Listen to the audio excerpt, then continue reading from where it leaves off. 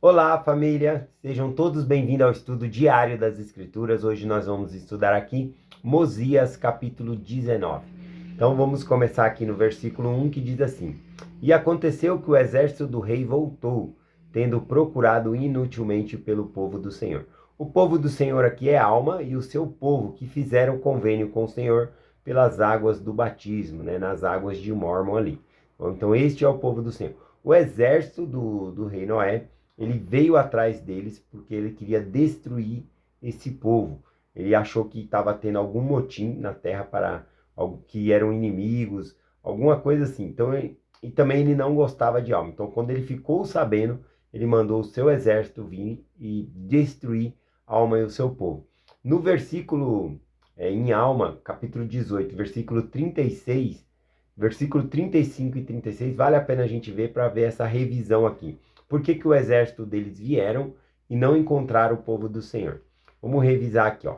Mosias 18, versículo 34. E aconteceu que Alma e o seu povo, e o povo do Senhor, foram avisados da vinda do exército do rei. Aqui no versículo 34 de Mosias 18, fala que Alma e o povo do Senhor foram avisados da vinda do exército do rei. Mas aqui não fala como que eles foram avisados. Se alguém contou para eles, ou coisa assim. Mas eles foram avisados pelo próprio Senhor, tá bom? Foi por meio de revelação. Eu volto nesse versículo aqui ainda. Só vamos ver essa parte da revelação. A gente vai lá em Mosias, capítulo 23, versículo 1. A Alma, ele está compartilhando a história do povo, que eles vão fugir do exército do rei e vão para uma outra terra que eles vão denominar como terra de Elã, tá bom? A gente vai estudar ainda essa semana isso. Vai ser no capítulo 23. Mas o versículo 1 aqui, do 23, diz assim: Ora, Alma tendo sido avisado pelo Senhor de que o exército do rei Noé caíra sobre eles, avisou o seu povo. Portanto, reuniram o seu rebanho, recolheram seus cereais e partiram para o deserto diante do exército do rei Noé. Bom, então nós podemos ver que foi o próprio Senhor que avisou a Alma que ele deveria fugir daquele local. A gente pode até pensar, olha, eles tinham um convênio com o Senhor, por que eles estão sendo perseguidos? Aqui, era algo que ia acontecer, eles tiveram que deixar aquela terra, tudo bem, mas é um livramento. Tem coisa que acontece na nossa vida que parece que é ruim, mas é um livramento. Por quê? Sobre aqui a terra de Nefe, na qual eles estavam vivendo, haveria uma grande destruição. A gente vai começar a estudar agora o cativeiro que esse povo caiu, o sofrimento que esse povo vai ter. E veja só, o Senhor tira, mesmo que seja por meio de perseguição, mas o Senhor tirou os que fizeram convênio com ele por meio do batismo. Então, na verdade, às vezes acontecem coisas ruins que é um livramento, tá bom? E aqui a gente vê esse livramento aqui da mão do Senhor, tá bom? Então vamos voltar lá no versículo, que dizia aqui: ele foi avisado da vinda do exército do rei, lá em Mosias 18, 34. Portanto, tomaram suas tendas, suas famílias e partiram para o deserto. E eram aproximadamente 450 almas, Todos eles saíram ali. A gente vê o versículo 1 aqui, de Mosias 19, 1, que o exército do rei procurou eles inutilmente. Isso é uma coisa importante para essa mensagem aqui hoje, tá bom? Guarda essa informação aí. Vamos lá. Vamos continuar aqui. Versículo 2. Ora, eis que a força do rei eram pequenas, tendo sido reduzidas, e começou a haver uma divisão entre o restante do povo. Bom, o rei, ele tinha o seu exército, tá bom? Mas quando os lamanitas iam atacar, eles armavam, na verdade, todos aqueles que eram capazes de lutar, mesmo que não pertencesse ao exército. Então, essas 450 pessoas que a alma tira da terra, foge, acaba reduzindo também a força deles ali, do rei Noé, tá bom? E também começou a haver uma contenda entre eles, ó, o versículo 3. E a parte menor, a parte menos numerosa começou a fazer ameaças ao rei. e iniciou-se uma grande contenda entre eles. Então houve uma divisão entre o povo e contenda. E havia entre eles, um homem cujo nome era Gideão. E ele, sendo muito forte inimigo do rei, desembanhou sua espada e jurou em sua ira que haveria de matar o rei.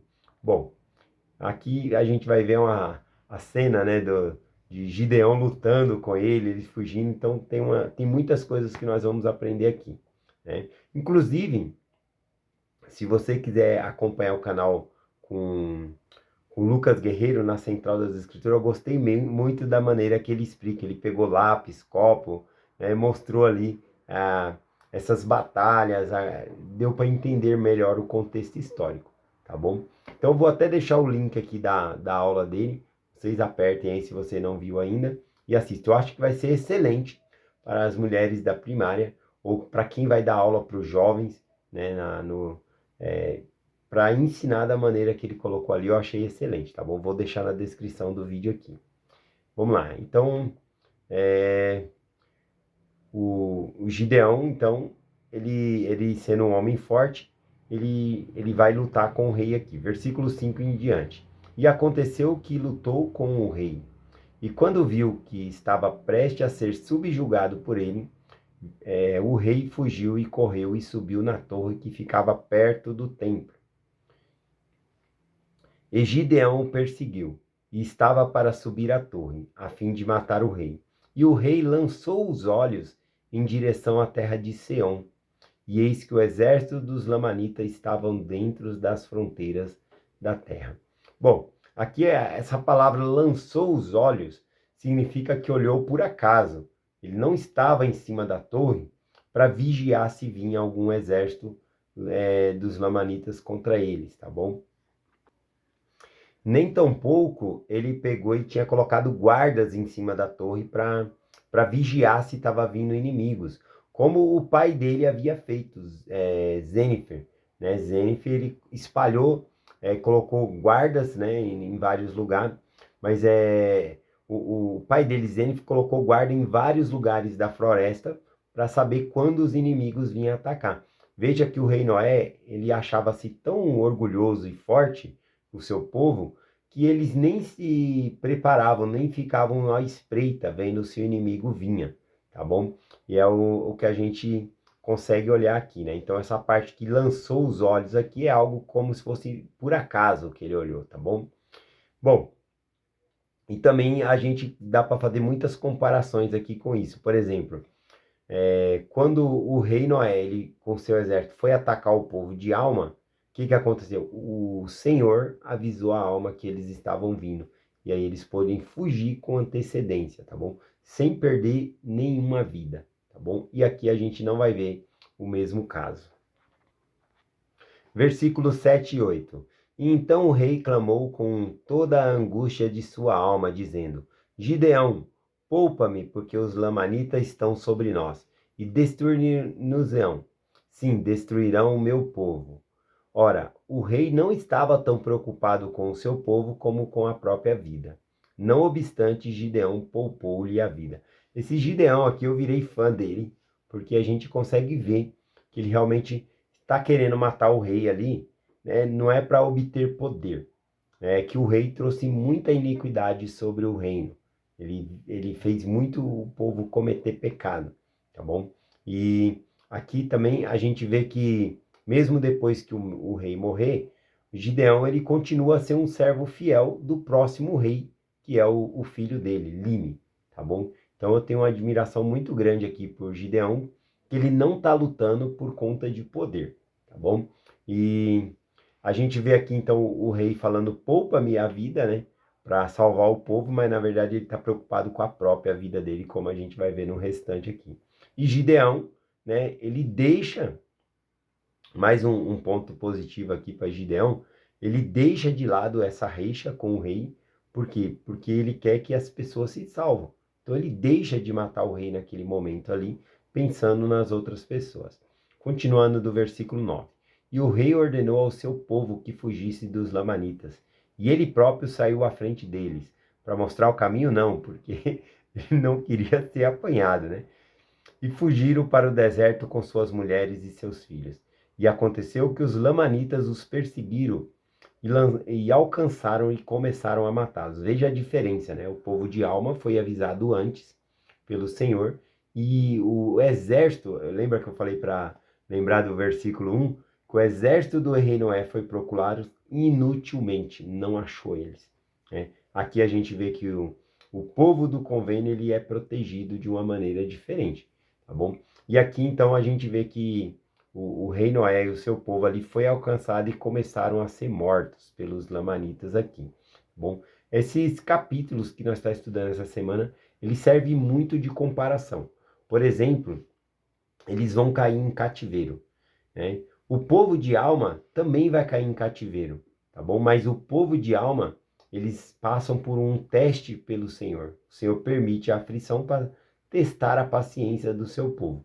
E o período de cativeiro que Alma vai passar com o seu povo é muito menor do que o período que o povo aqui do rei Noé vai passar em cativeiro. Os fardos vão se tornar mais pesados para o povo, né, do rei Noé, do que para o povo de Alma. Então a gente vê, até mesmo na fuga, né, a gente vai estudar lá no capítulo 23, 24, a fuga deles desse cativeiro. Ambos os povos vão conseguir fugir do cativeiro, né? O rei Noé vai morrer, o próximo rei é Lime. A gente vê que para fugir eles vão ter que embebedar lá os lamanitas e vão fugir às pressas, né? E marcham o dia todo, e no outro dia tem que marchar bem rápido para que os lamanitas não o alcancem. Já o Alma, né, e o seu povo, a gente vê um milagre acontecendo. Por exemplo, o Senhor derrama um sono profundo sobre os lamanitas, e eles pegam todas as suas coisas e vão embora de dia. Então eles caminham o dia inteiro, e o povo os guardas dos lamanitas não acordaram. Então eles dormem, no outro dia se levanta, e aí a voz do Senhor vem a eles e fala: foge, porque os lamanitas acordaram e vão vir atrás de vocês. E eles não perdem uma única vida, e eles saem com antecedência. Então veja a diferença entre esses dois povos, né? Veja a diferença do que serve a Deus e o que não serve, os que têm convênio com o Senhor e guarda esses convênios. Então aqui a gente vai ver muitas coisas ruins acontecendo, mas era cumprimento das profecias do profeta Abinadi contra esse povo aqui. Continuando do versículo 11 em diante, diz assim: ora, aconteceu que o rei ordenou a todos os homens que abandonassem suas esposas e seus filhos e fugissem dos lamanitas. Muitos, porém, não quiseram abandoná-los e preferiram ficar e morrer com eles. E outros deixaram suas esposas e seus filhos e fugiram. E aconteceu que os que ficaram com as esposas e os filhos fizeram com que suas belas filhas saíssem ao encontro dos lamanitas e intercedessem por eles, para que não os matassem. Aqui eles não estão oferecendo as suas filhas aos lamanitas, mas diante dessa situação, as mulheres não são de batalha, então eles sabiam que não estavam vindo guerrear. E isso encheu de compaixão ali os lamanitas, né? E eles entenderam que eles estavam ali, então, se rendendo, tá bom? Ele entendeu que estavam se rendendo. Então foi um apelo de misericórdia esse ato que eles estavam fazendo aqui. Versículo 14 em diante. E aconteceu que os lamanitas tiveram compaixão deles, porque as belas mulheres os cativou. Portanto, os lamanitas lhe pouparam a vida e levaram-no cativo de volta para a terra de Nefe, permitindo-lhe que ocupasse a terra, com a condição de entregarem o rei Noé nas mãos dos lamanitas, bem como as suas propriedades deles, e até mesmo a metade de tudo o que possuía, e a metade de seu ouro, de sua prata e de todas as suas coisas preciosas, como tributo a ser pago ao rei dos lamanitas, de ano em ano. Então, veja só, né? O rei Noé, ele cobrava 1/5, né, de imposto ali do seu povo, né? 1/5 acredito, dá 20%, né, do que a pessoa ganha ali, consegue conquistar, tinha que pagar em tributo do rei, né? O que já é uma soma alta. Porém, o rei do Lamanita, ele pede 50%, metade de tudo ali, né? Meio. Então, Veja que estava ruim, mas piorou. Eu até peguei uma frase aqui no YouTube, né? Um meme que diz assim: tava bom, agora ficou meio ruim também.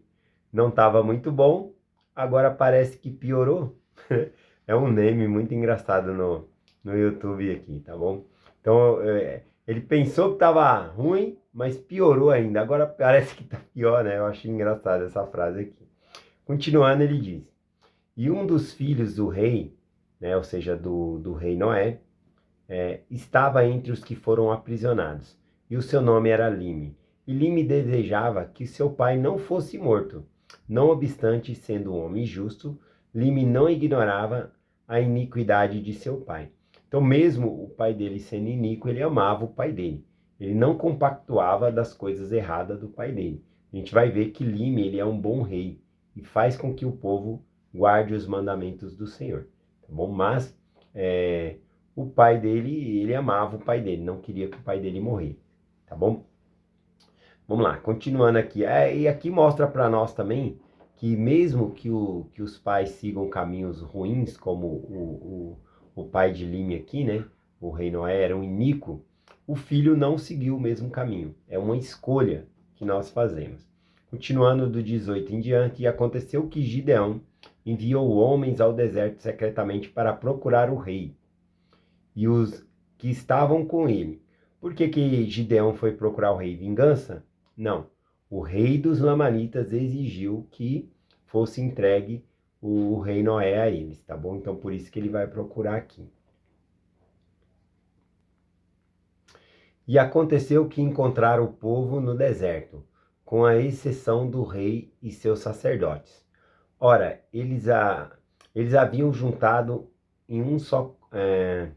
Eles haviam jurado em seu coração que voltariam à terra de Nefe, que, se suas mulheres e seus filhos houvessem sido mortos, assim como os homens com que eles haviam ficado, se vingariam também e pereceriam com eles.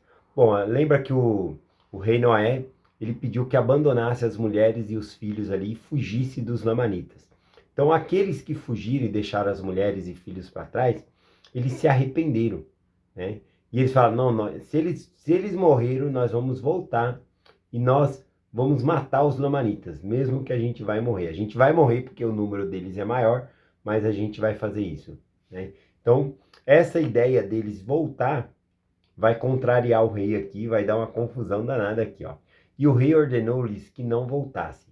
Iraram-se contra o rei. Por quê? Porque o rei que mandou eles abandonar as esposas e os filhos ali. E fizeram padecer morte pelo fogo.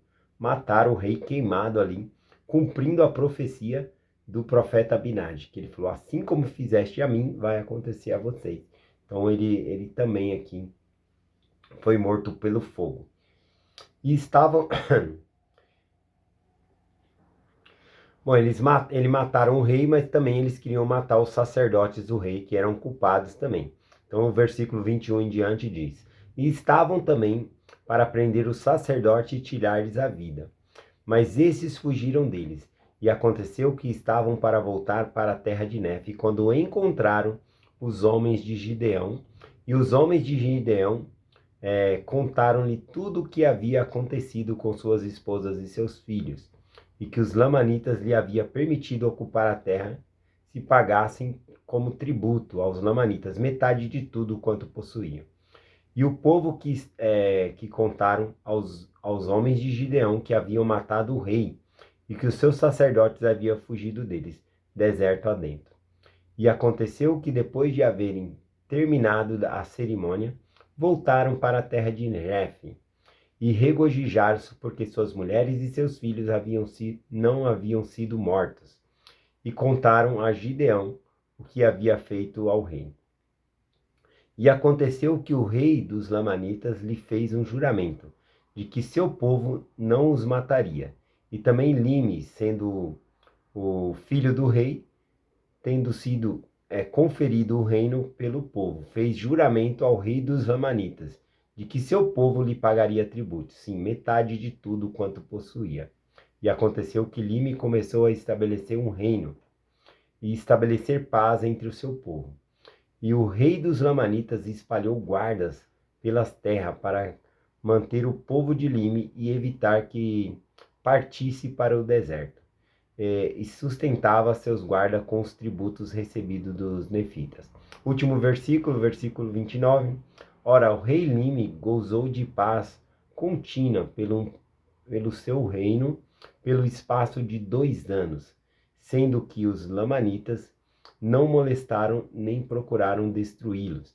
Então eles estavam em cativeiro, tinham que pagar metade, tinha a guarda dos lamanitas ali, para eles não fugirem, né? Eles estavam num cativeiro, mas mesmo assim eles gozaram de paz, né? Eles tiveram uma certa felicidade, como nós vimos aqui, né? Muitas vezes quando a pessoa está no cativeiro, ela não imagina uma prisão, né? Ela sente ali algo preso ali nele, mas tá como anestesiado. A gente vê que ele consegue ter uma certa paz aqui, tá bom? Aqui para nós é um simbolismo, né? Porque o cativeiro, na verdade, esse é só o começo, depois vai piorar, tá bom? Então a gente vai ver que muitas coisas vai acontecer a esse povo aqui.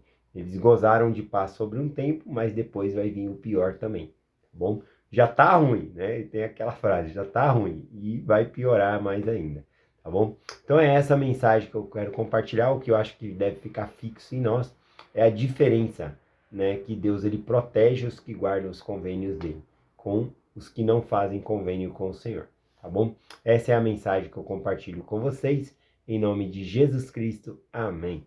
Até amanhã.